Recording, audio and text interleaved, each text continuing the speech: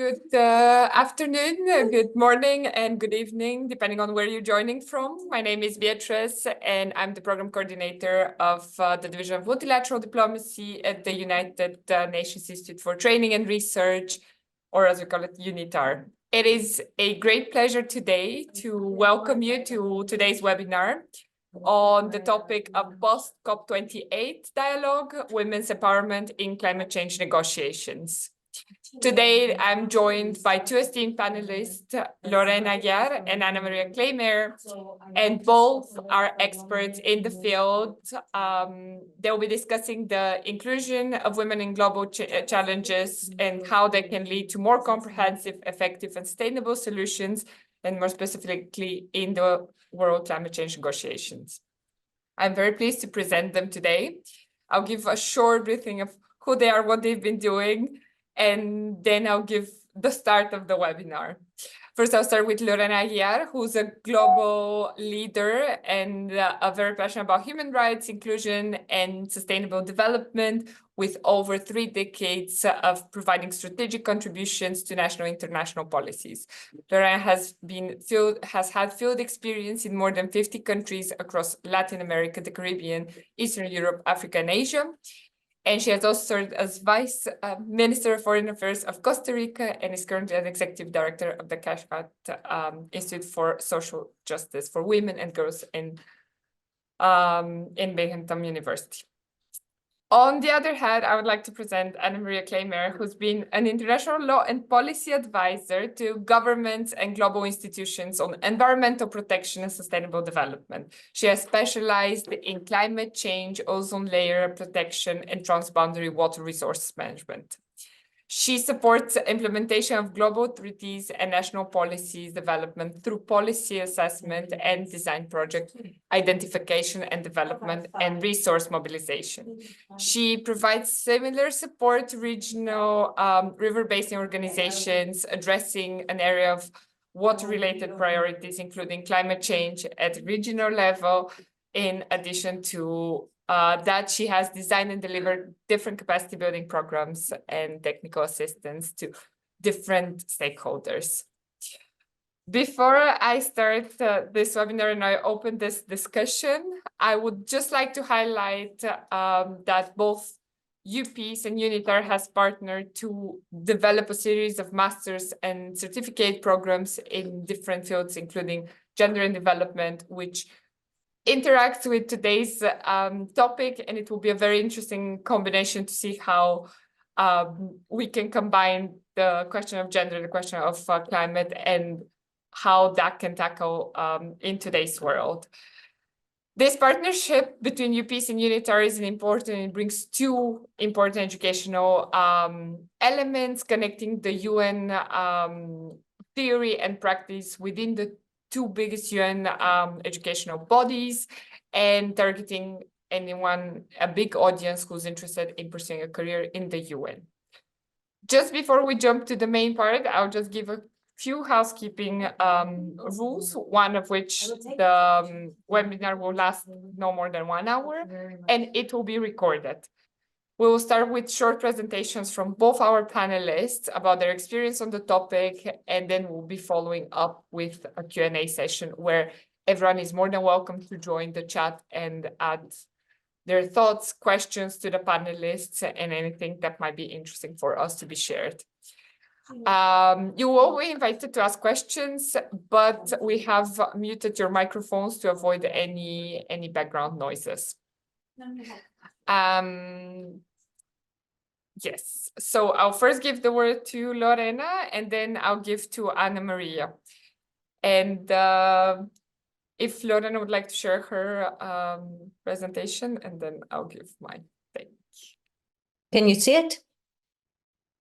Yes. Okay, well, first of all, thank you to UNITAR for this opportunity. And we're going to share a little bit about COP28 and beyond. But before we start talking about COP28, we need to know a little bit where are we coming from when it comes to mainstreaming gender within the Climate Change Convention. From the 3 Rio conventions that were created, what we call UNFCCC, United Nations Framework to Combat Climate Change, was the only one of the other two Rio conventions that had no mention of gender equality or women empowerment when it was created. But in 2008, there was a paradigm shift. The other conventions had advanced more on this topic, the Convention to Combat Drylands that we call UNCCD, and the Convention on Biodiversity. So there was a group of people that we were working precisely in trying to bring gender at the forefront. And it was not an easy task. Let me tell you that when we started with climate change, people said, this is a technical convention, don't bring that soft topic of gender equality and women empowerment. However, we succeeded. Another day I can tell a long story. But as of 2023, the beginning of this year, after COP28, we have more than 120 gender mandates that the parties themselves have given, and 6 decisions have been important. The first one was in Cancun, because for the first time we were able to link gender and mitigation, because there's a lot of linkage about gender and adaptation, but not on mitigation. Then we had the creation of the Green Climate Fund. We had other funds like the GEF and the bank funds that are called the CIVs and the Adaptation Fund. But all of them, gender was added after their creation. The Green Climate Fund was the first one that we were able to mandate that gender had to be at the forefront. Then we got gender as a permanent item in COP20, in COP. And why is it important? Because since Doha, there is a space to report on gender every time. So that is very powerful and very unique. And then we have the Lima Work Program on Gender. After many years of trying to get a work program, we were able to do that. And under the Lima Work Program on Gender is what we call the GAPs, the Gender Action Plans of the UNFCCC. And of course, the guiding principle in the Paris Agreement, it's also there, which is instrumental. What happened at COP28? Well, COP28 is building in all these since 2008 that I'm talking about. We had the first global conference on gender and environment data that was happening 2 days prior to COP28, in which we talked about the need to improve the data. And among those things that was discussed was the creation of a new scorecard. This is going to be a monitoring tool led by UN Women with IUCN and the Kashak Institute to really look at what the countries have said that they're going to do and how much they're doing about that. I mean, trying to move the topic to implementation, because we all know that on paper we can say a lot, but to take it that to really have an impact in the lives of the women and the men on the ground, it's a long road. The other very important thing that happened at COP28 was the global stock take.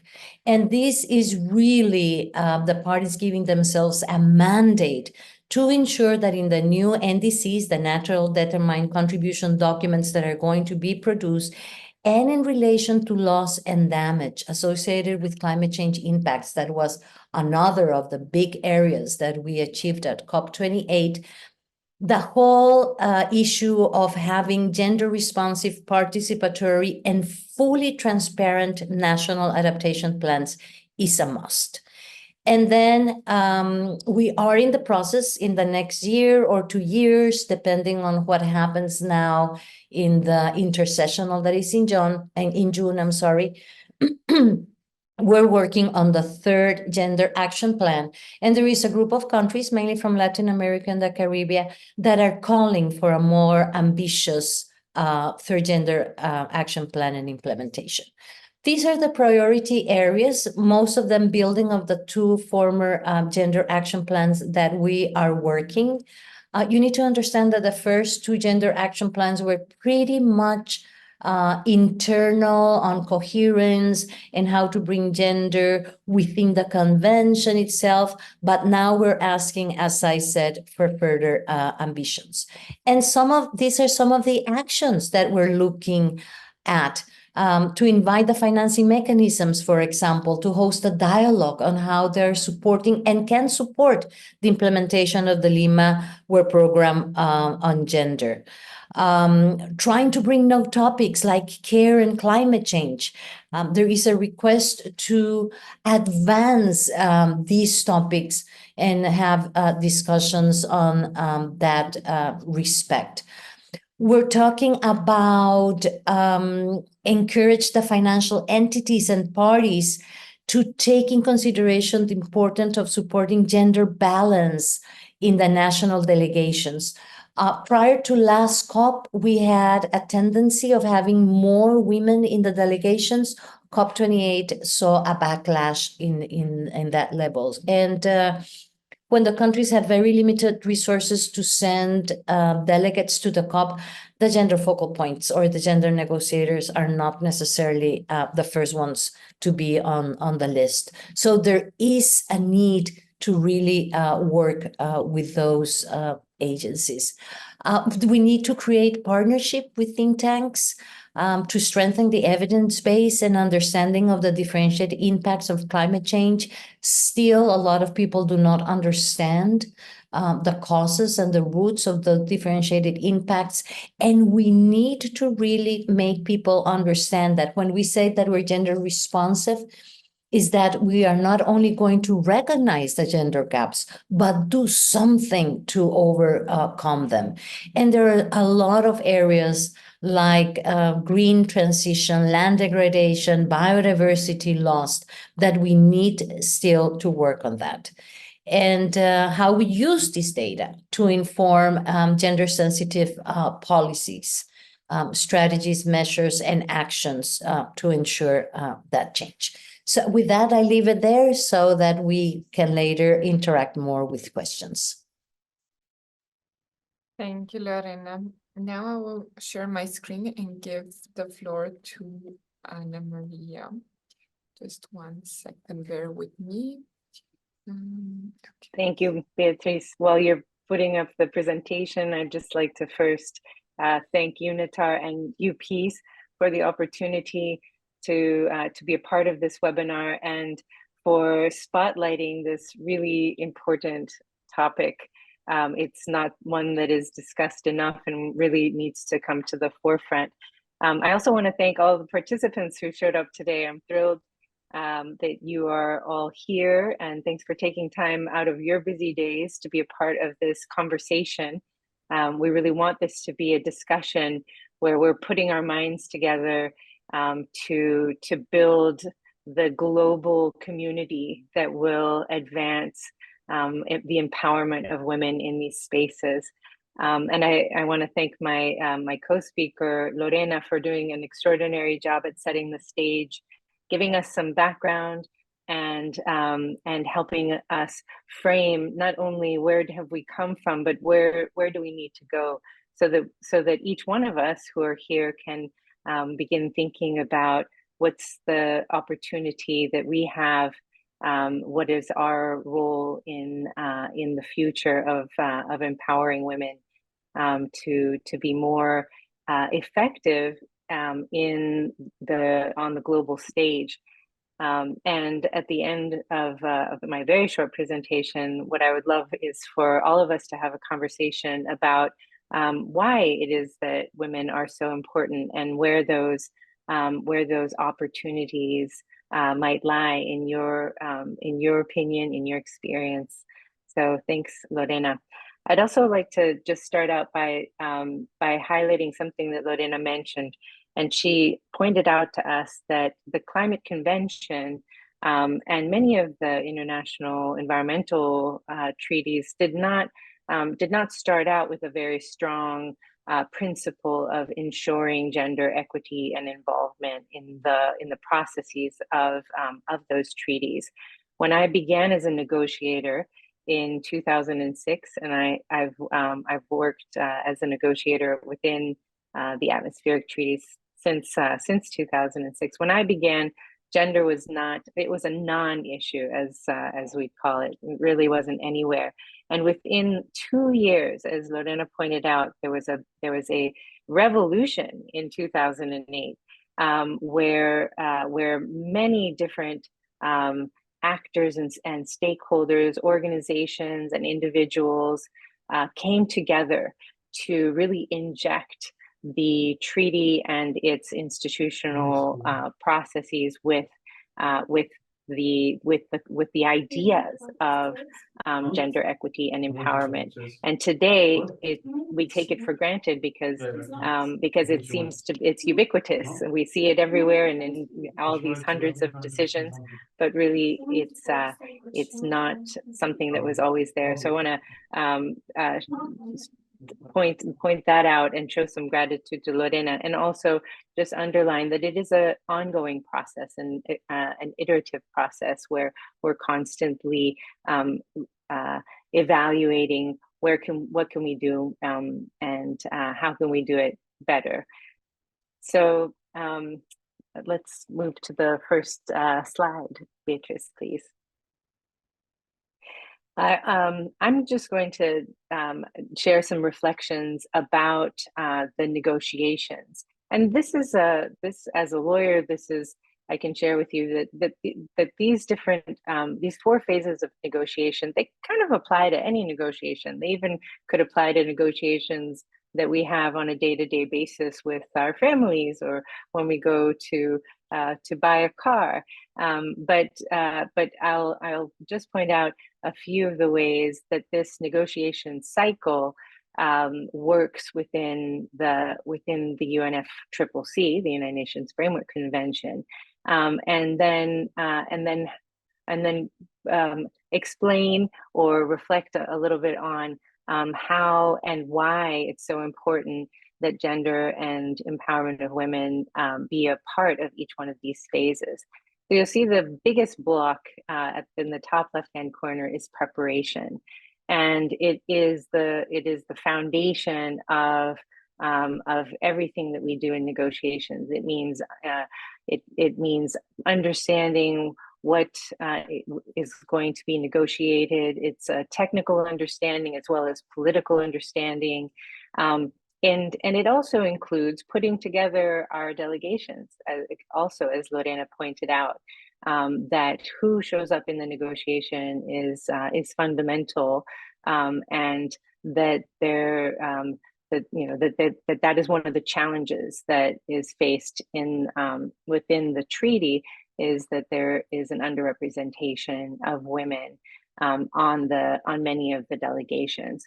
In the preparation phase, we also evaluate each one of the negotiation issues that are on the agenda, and that evaluation phase, or that understanding and preparing the position of the country, or preparing the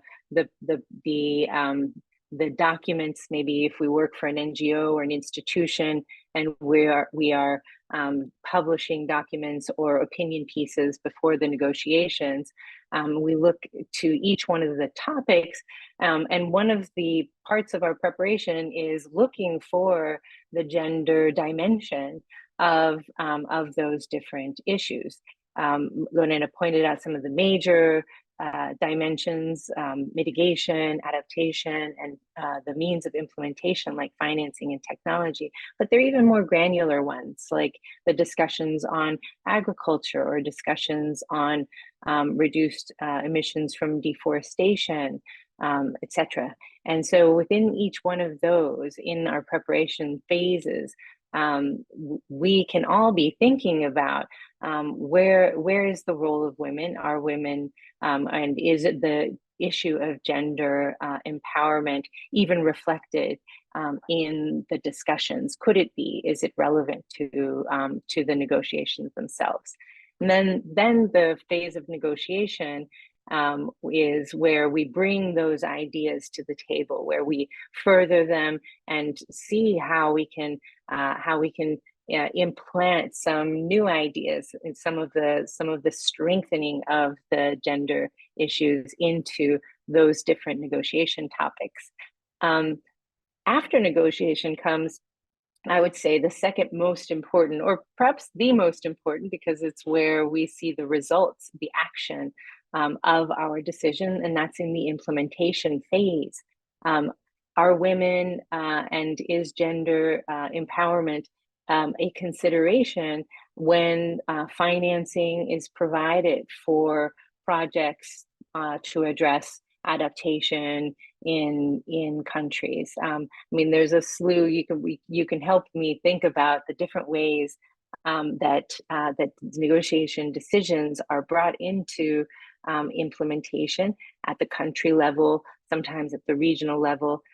As Beatrice pointed out, I work on water resources management, and so water is a absolutely fundamental topic where the role of women and gender empowerment is really important in the implementation phase. And so that is an equally important part of the negotiations, because if in our preparations and in our negotiations themselves we're not envisaging the role of women in the implementation part of the cycle, it's going to be harder for them to be represented, and it's going to be more difficult for institutions or for countries to ensure that gender empowerment is reflected in project development or in the allocation of financial resources, or even decisions about who the stakeholders are in a particular project. And then the fourth phase is an evaluation phase of, well, how did the implementation go? Is it working? Is it effective? Are we achieving our climate goals? Are we achieving our gender empowerment goals? And that phase is very important and feeds back into the preparations for the next COP or the next negotiations. The next slide, Beatrice, please. So it's fundamental that in each one of those stages and in the sub-states, the sub-components of each one of those stages, that women and gender is taken into consideration. And maybe for those of you who showed up to this webinar, I may be preaching to the choir, as they say. This may be so obvious that it seems like it's not, it shouldn't be a priority, because of course we should be doing this. However, as Lorena pointed out, this is the path forward, is to ensure that women are being represented, that they are given not just small roles, but that they're given equal and empowering roles in each one of these stages at the national level, at the global level, in the institutions themselves. And the United Nations plays a big role in its secretariat to the convention, in ensuring that there is gender equality, that there is gender empowerment. But there are also decisions within the convention for designating representatives from countries to the different bodies and to the different boards and decision-making processes, and that can sometimes be overlooked by countries because of a historical tendency to not ensure that there is gender balance, for example. Next slide, Beatrice, please. As we move from COP28 to COP29 in Azerbaijan, I'd just like to kind of close my comments and move into a discussion by highlighting that there are many people who pave the pathway from one COP to the next, and from the decisions to action. And it is equally important that women and men and also, you know, all genders are taken into consideration, are respected, and are included in those pathways. So next slide, Beatrice, please. So here's where I'd like to open the floor and have us learn from each other and share our own reflections. Lorena, myself, and UNITAR are here to answer your questions, but I'd like to start by posing some questions to you and hear your opinions, your experiences, and reflections on some of these questions. And you can answer any one that you'd like. Yeah, we have the chat open for you to share ideas. That will give us an opportunity to really share a lot of ideas. But because we have some time, if you'd like to speak, please request the floor, and Beatrice can help so that we can also hear your voices. So, in your opinion, what are some of the fundamental roles or responsibilities that women should have in the field of climate diplomacy? I'd like, let's think about the national level as we prepare for COPs, during the COP itself, and in the implementation of decisions. So that's one question as to the process of negotiations. Another question is, in your opinion, what are the unique skills and perspectives that women bring to the table? It's a little bit of the why. Why is it so important that there is gender empowerment for within these diplomatic spaces? And then finally, if you want to also reflect on what's one area that you know of where women are still underrepresented in your country or in your professional context, and how might that change? How can we improve? How might we work together to improve that situation? So I open the floor and look forward to hearing your voices and thoughts. And please, of course, if you have any questions for us. Thank you, Anna Maria. Thanks for the presentations. And yes, now the floor is open. The floor is open through the chat, so everyone would have that opportunity. I have seen already a few questions, but just to let you know that you can also start responding to the discussion if you like to do so. And I'll just take a quick look to see the questions in the chat. I'll just give a few minutes to see what's been asked. Oh, that's very interesting. Well, I'll touch upon it at some other point, but there is a few questions on the programs himself. The chat should be active at the moment, and you should be able to ask any questions. I have one question, I think, for Anna Maria at the moment. Anna Maria, you've mentioned the entry points for gender issues in negotiations. How do we increase visibility of these issues?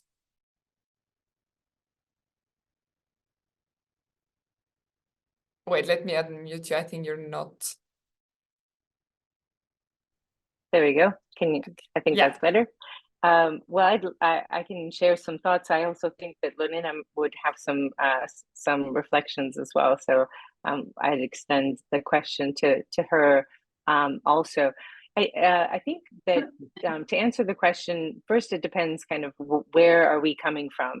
If we work within a government, one way to highlight and to strengthen the empowerment of women is to bring the issue to the attention of our colleagues, and especially to those who are involved in the preparations of the negotiations. Every country has a climate office or department. Some countries have ministries of climate change, but within that ministry, there will be a department that is involved in the negotiations, as well as the foreign affairs division or branch of a government. And so, bringing the attention and to if you work within the government, to those who are participating in the negotiations, and especially in that preparation phase, preparing the interventions and the strategies for negotiation. That's one way. Now, if we don't work directly in the government, what are some of our options? Well, I think that there are a lot of extraordinary organizations that are publishing information, hosting webinars, preparing different blogs and different types of communication materials prior to the COP that are part of a global conversation that then the governments brings to the attention of the governments, or even the media can play an important role in that regard, so that those who are negotiating, and for the benefit of those who may not be directly involved or not know as much about the treaty itself and about these negotiations, only the governments actually negotiate decisions. Although there's so many people who attend these the Conference of the Parties, and there's so many ways to actively engage. You'll see that at the Conference of the Party there are many events that have elements of gender empowerment, and so that's another way is to plan one of those events, or to attend the events at the Conference of the Party and events leading up to the COP. And bring the issue of gender and gender empowerment and the specific kind of ideas that you have to those forums and to those spaces. But Lorena, what would you add? I'm sure you have some gems of reflections as well. Thank you, Ana Maria, for that. First of all, what you said is very important. I mean, you have to raise the issue with your own negotiating teams at your country level. But that will mean that you need to learn yourself and train yourself about all the mandates that the countries have given themselves, so that you can go, and sometimes it's not even ask, sometimes is demand that they take forward some of the mandates that some of these countries have given themselves. Remember, there are 120 plus mandates requesting, for example, that the programs and the policies are gender responsive, that there is more representation on the delegations. But sometimes the delegations themselves are not aware of these mandates. There is a lot of change in the countries when countries change, when the governments change, and the negotiators are not the same. So one of the things that we have done, especially with important delegations like Mexico when they had the COP, or Peru when they had the COP, was to conduct updating sessions, because you never train a minister. You can update them on the latest on gender and climate change to the whole delegation and how they can move this topic forward.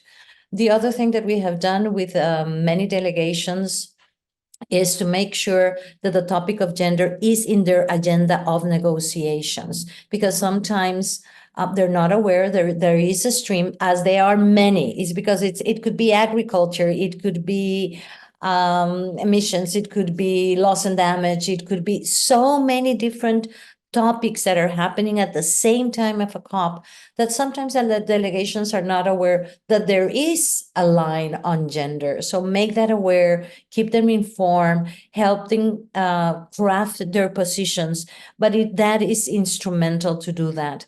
But if you at your country level are going to take that task, first you need to know very well how gender has been mainstream in the different processes within UNFCCC, what is coming. And as Ana Maria was saying, there are always workshops and seminars prior to every COP in which we discuss what are going to be the main entry points for gender, and who is going to do it, and who can have an advocacy role, and who can have a leading role, and who can help the negotiators. So.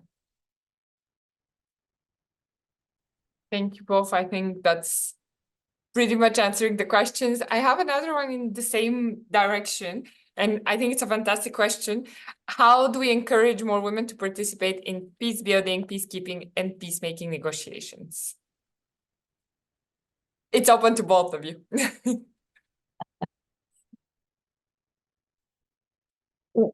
Ana Maria, you want to take that, or I can start? Well, I can start by saying that we need to develop the capacity of some of these women on how to do that and how to engage, because sometimes a lot, and I'm going to talk, for example, in the case of my students at the university, they don't know the UN world, they don't know where to start, they don't know these processes. So somebody was asking, are they PhDs? Well, sometimes what you need are more practical, on-hand training processes that guide you through these processes, and you can have other people telling you how they did it and how they were able to engage. Only through knowledge you can acquire and the desire of taking part of these processes. So I think that that is instrumental. You need to know, it's not going to be in the books, I'm afraid, from people that have walked that area, and that they can share the know-hows, the loopholes, how to get there. But that has been my experience. That's a wonderful answer, Lorena. I will add to that, building on Lorena's important kind of lead, which was that building capacity is really important, and so we can ask ourselves, what kind of capacity needs to be built? It can start in the home, and I love that someone in the Q&A pointed out that the education and empowering of women starts in our home, but it's also in our education systems. It's in our communities and in the spaces that we engage at the community level, whether that's in civil society organizations, or in our churches, or in our community gardens. And then it's in the workplace, where we have opportunities to teach each other, to also identify where more capacity is needed, and then ask for that, or provide it, depending on whether we're in a position, in a position to bring courses or instructors or trainings to our community, or maybe we are part of the community and we ask others of that. And as Lorena pointed out, we look to those who have experience. We call on them. Many women who are engaged in peacekeeping, part of the work that they do is connecting with communities to teach how to strengthen their own capacity. But I'll add one thing, which is that I think one curious question within the context of peacekeeping and peace building is, what exactly does peace mean? Is peace just the absence of conflict, or is peace access to water? Is peace access to education? Does peace mean only that we are not in a state of war or violence, or does it mean that communities that are vulnerable to climate change are receiving priority attention to build their resilience, to help them adapt? Because many of these subtler concepts or subtler needs in our societies, if not attended to, can evolve into more grave and conflictual situations.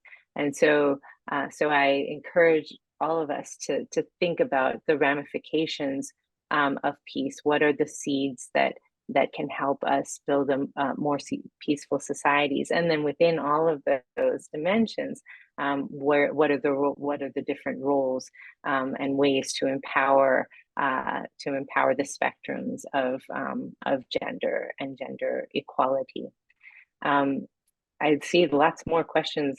Beatrice, would you like to point any more out? There's some great questions here. There are so many good questions. Yeah, absolutely fantastic questions. I'm trying to go in a chronological way, but maybe we'll have to skip a few and combine them together. One that I can share with you now is how can we effectively persuade researchers in the field of climate change that it is imperative to incorporate and empower women throughout their research. So it's more in the field of research, but how, yeah, I'll let you. Well, I mean, I think we have two strategies, the carrot or the stick, when it comes to really trying to do this. It took us 36 years to convince IPCC researchers, the Intergovernmental Panel on Climate Change, to address gender issues. And finally, they did on this last report, AR6. But it took a lot of structural changes within the leading research institution, let's say, on climate change, for them to understand that the way that they were reaching out was not appropriate, that the times that they were designing were not appropriate. And finally, through a lot of conviction and showing them what they were missing in their analysis, how they were missing that their analysis was so short-sighted that if you are a scientific and you are a great researcher, not acknowledging this was really not a very good way of doing science. So you have that part of trying to convince. The other thing is that more and more these days, funds to do research have incorporated gender criteria, and there's a mandate, and that is the carrot part. And then, of course, I mean, there is the part in which you definitely have to expose people that do this type of research without this understanding that we human beings are not a homogeneous group, and that their research that they have spent 3 years, 4 years in doing is not valid, is not useful because of the scope of their narrow mind. So that's the stick part. And both sides works depending on who you are engaging with. Thank you. I don't know if Ana Maria would like to add something at this stage, or it's why don't we try to take another question, since there's some really brilliant ones coming in. Definitely, definitely. I would like to point out this one from Cameroon, actually. And the doctor is saying that he's concerned about the place of rural African women who live, whose lives and experiences are in the harsh realities of climate change on a daily basis, and how we can get more involved in that.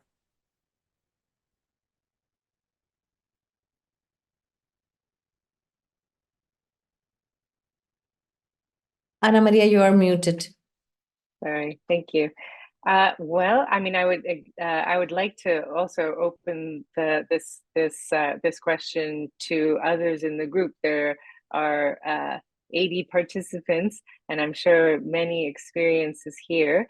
But you know, I think that there are a number of opportunities, again, depending on what we do and where we are. If you're asking someone within the United Nations who works there in the system, although there is already a lot of gender empowerment and much attention to the role and experiences of women in rural areas, that there's still a need to be a part of those conversations and those discussions. I would say that from, if just generally we as global citizens, it's important to just stay engaged in the conversations, to speak up, to let our voices be heard, to be brave, because when we participate, but only participate passively, we're not able to move the needle as far, move the process as effectively. That said, in some contexts, being outspoken can be dangerous even, or very difficult. And I think in those contexts, it's very useful to connect with communities of practice. Where are those communities? And I think someone pointed out in one of their questions, those, they can be communities in churches. They can be even communities of parents who are connected to a particular school. I mean, each one of us has multiple communities that we engage with in our lives. And then the third piece is, I think, a very important piece, maybe one of the most challenging pieces, and that's the part of how to access resources so that something beyond just words and conversations can be done. That is quite challenging, and there are a number of options. I mean, there are small non-governmental organizations that are engaged in this space. They oftentimes have limited resources, but can do very, very much with those limited resources. So identifying those organizations, sometimes they are very obvious, and sometimes they're more subtly involved, subtly involved. They're just informal communities, but they mobilize resources. And then at the other end of the spectrum, Lorena pointed these out. There's the Green Climate Fund, there's the Global Environment Facility, and those are moving millions of dollars or euros for large-scale projects. Those projects are influenced by decision makers in governments, but also in institutions. And so, depending on who you are, where you are, and what you work on, I think it's finding where those entry points are for your voice to be heard. Lorena, you have other ideas, or does Beatrice? Definitely no. That was, Ana Maria, an excellent explanation. But there are also regional processes that, I mean, for example, in Africa, there are regional networks that are supporting the mobilization of resources to bring women at the forefront to have their voices heard in different negotiation processes. So that it is important that you understand who they are and how you can link to them. And a lot of them, it's about bringing women from the communities to really showcase what they're doing, but also what their demands and their needs are. And it can be challenging. Somebody put in one of the questions that not because you're a woman, you understand about climate change. Not because you're a woman, you understand the differentiated impacts of climate change. So there is a lot of learning that everybody has to do in that respect, and trying to establish those linkages. Yes, women are going to tell you about how they are having, and they might not even use the word climate change. They might refer to severe droughts or severe floods or intensity of some of the hurricanes or monsoons without knowing that the cause is climate change. They do not neatly to articulate it that way. But I think that this is an area in which we really need to help build the knowledge and capacity of all of us in different forms and levels. And still, there is so much that we need to understand when it comes to climate change, is this intersectionality that somebody else was asking. I mean, it's not only your sex or your gender that interacts, but it also your race. It also your marital, if you're married, if you're single. I mean, there's so many different interactions that make you either more resistant or more vulnerable to climate change. So it even gets more complicated when you try to understand how heterogeneous it is and how all of these little factors plays in posing you at a higher risk or at a situation in which you can't confront climate change from a position of power. Thank you both. No, absolutely. I agree with everything that has been said so far. Just to keep mind of the time, I think we have time for a few more questions. So just move quickly to one of the other ones that I don't think we've responded. So do you believe that national action plans for women should encompass the domain of climate diplomacy as well? Yes, definitely, because it's a coin with two sides. I mean, we cannot ask the people that are working on the environmental sector to embrace gender equality and women empowerment while the national mechanisms of women or gender are not aware of the linkages with gender. And some of these women mechanisms, they could be an office, they could be a ministry, they can be a secretary. The majority of them don't have either the knowledge on the linkages with climate change. So this is something that needs to happen. Very interesting, last year, the Commission on the Status of Women, what we call CSW 66, for the first time, they addressed the topic of climate change and disasters in March of last year and came up with a series of activities that these women mechanisms have to really address. But when you work on the ground and you go and work with some of these ministries, I have an anecdote. When one of these women that was leading one of these ministries, she said, well, my problem is that I don't know the difference between a tree and a bush. So how am I going to talk to the people that are working on climate change? So there is also the need to develop that capacity. Thank you so much. I don't know if Anna Maria would like to add something at this point. I think Lorena really said it all. I mean, the short answer is yes, absolutely. I think the more complicated answer, and Lorena touched on that, is, well, then how? How can that happen if it's not already happening? And so she pointed out very well what some of those are. I want to maybe take advantage of, though, for a moment, a couple of the questions have asked, or a couple of the attendees have asked questions about exactly how climate change affects men and women differently, and if this varies over race as well.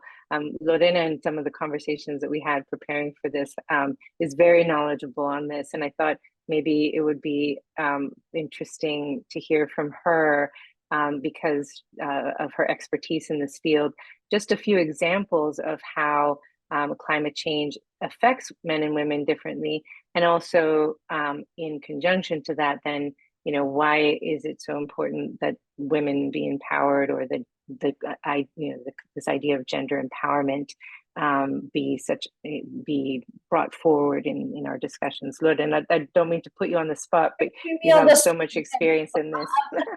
I'm going to ask UNITAR that we do one seminar just to analyze the differentiated impacts of men and women in relation to climate change. But I mean, I'm just going to give you an example from my region. Mitch was one of the huge hurricanes that affected our region, especially Honduras. And there was this woman on the coast named Maria.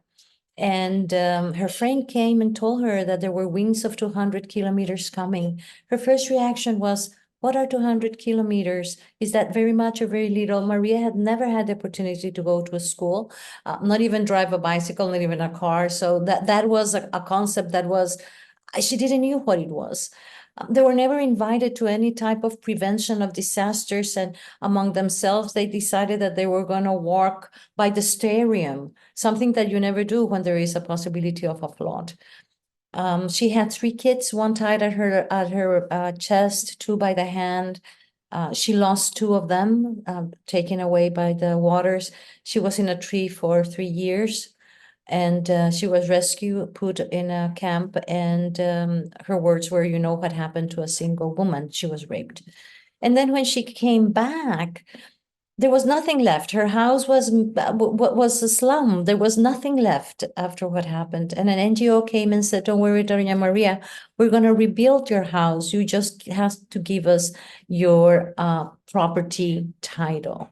So the story of Doña Maria combines a lot of what we call these structural knots of gender inequality. If you don't have access to information, if you don't have ownership over land, if you have been left with a capacity to participate and to engage, all those different elements make you more vulnerable, and that increases your risks. If Doña Maria would have known what to do, she wouldn't have lost her kids. She wouldn't have been raped. She would have had the same access to own land. She wouldn't have to confront that after the disaster, she was left with nothing. So these structural knots of gender inequality in this very brief story, in which I can spend hours and hours talking about it, how it impacts differently, but it's based on what the social construction and how then we confront climate change with that limited social construction. So in a nutshell, Ana Maria, I hope that that can give a little bit of light on how that is different.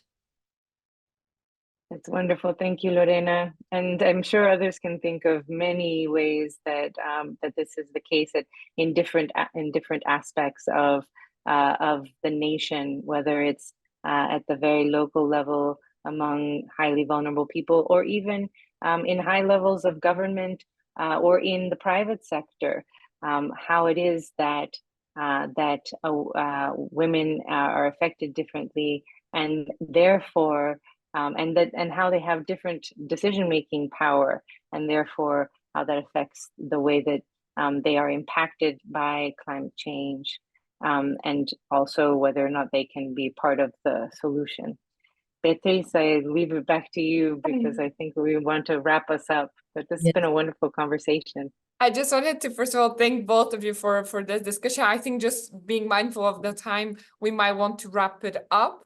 There are a few more questions in the chat, but just I'm going to leave them, and potentially at some other point we can come back and answer in a further bigger discussion. As you said, this topic is so big and so much to talk about it, especially on the gender side, including climate change, but not only. I think there is a huge area of potential discussions.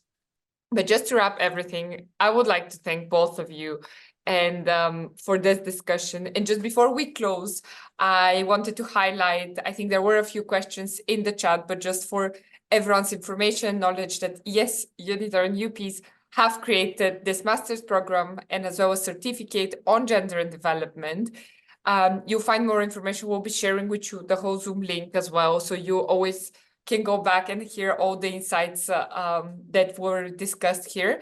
And just to give you a few snippets for the program, it really aims to equip students with the knowledge about gender studies and how it intersects with development, focusing on a variety of topics, including women's empowerment, queer development, gender, environment, and development, including sexuality, race, ethnicity, socioeconomic status, disability, and many more.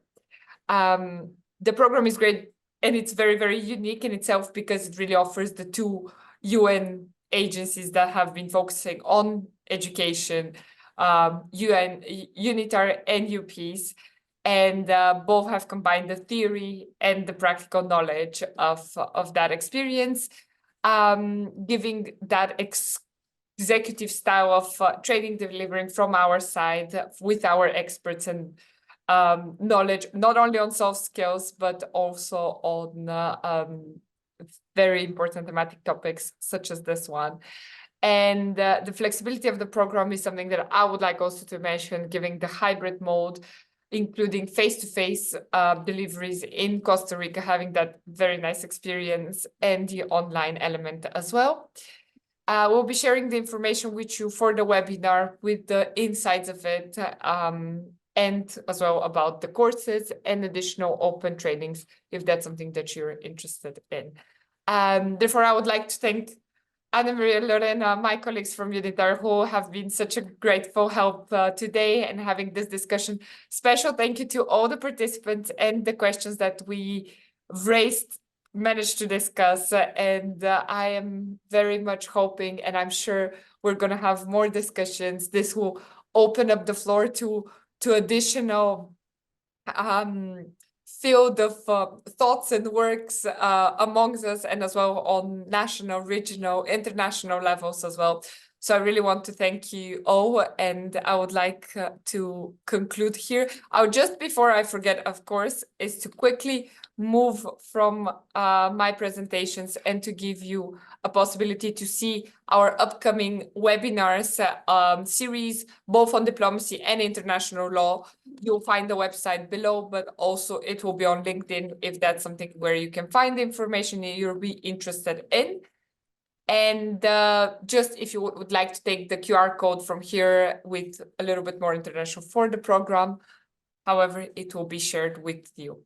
So thank you, everyone. Thank you for participating. I wish you a good day, good evening, good rest of the day, or just beginning of it, wherever you are. Thank you, Anna Maria, and thank you, Lorena, as well. Bye-bye. Thank you. Thank you, Bea. Thank you, Thanks. Lorena. Thanks, everybody. You were a great group. It was wonderful. Yes, amazing. Now we want to continue engaging with all of you. Bye-bye. Thank you, Bob. Thank you. Bye-bye.